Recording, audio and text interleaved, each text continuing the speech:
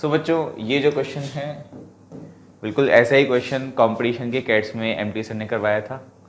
तो जिन बच्चों ने वो प्रोग्राम लिया था वो इसको डायरेक्टली कर पाए थे बहुत ही कम टाइम में, 30 सेकंड्स में, राइट। फटाफट से ऑब्जर्व करो कि अगर एफ ऑफ एक्स है ना, अगर एफ ऑफ एक्स या y equals to log base two x cube plus 1 है तो 2 की power y equals to x cube plus 1 आ जाएगा, यानी कि एक्स जो है वो 2 की पावर वाई माइनस 1 की होल पावर 1/3 आ जाएगा।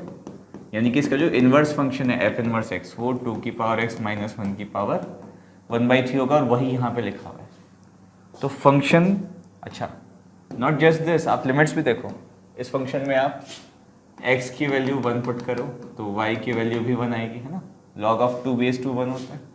और अगर आप x की वैल्यू 2 पुट करोगे तो y की वैल्यू 2 2 जा 4 2 जा 8 प्लस 1 9, तो y equals to log of 9 base 2 आएगा, वही लिमिट यहाँ पर है। ठीक है, तो ये कर्व मान लो कैसा भी हो, ठीक है। मेरे को दो लिमिट्स लगानी है, x की वैल्यू 1 से लेके 2, ठीक है, x की वैल्यू 1 से लेके 2, एंड उसी इंटरवल में एक तो ये एरिया अंडर द कर्व हो गया, उसी इंटरवल में f इनवर्स की वैल्यू है ना, और इसकी जो लिमिट्स आएगी वो वही 1 से लेके log ऑफ 9 बेस 2 के बीच में आएगी। और एक ये वाला एरिया हो गया, एक तो ये एरिया हो गया और एक ये वाला एरिया हो गया,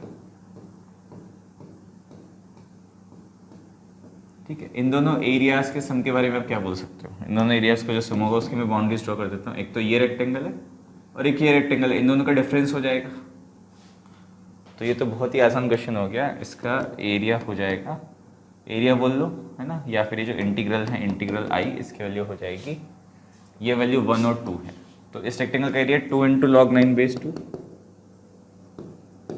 माइनस इसका है 1 इंटू 1, ठीक है। तो ये सिंपली लिखा हुआ है 2 लॉग, ठीक है, twice of log of 9 base 2 minus 1।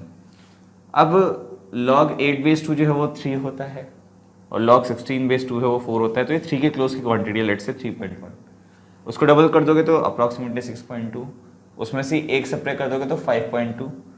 अब क्वेश्चन में इसका क्या पूछा, greatest integer less than equals to, तो जो इसका बॉक्स है वो कितना हो जाएगा, 5 आ जाएगा। तो ये जो जिसने पढ़ रखा है उसके लिए इजी है, जिसने नहीं पढ़ रखा है उससे हो सकता है क्वेश्चन हो ही ना।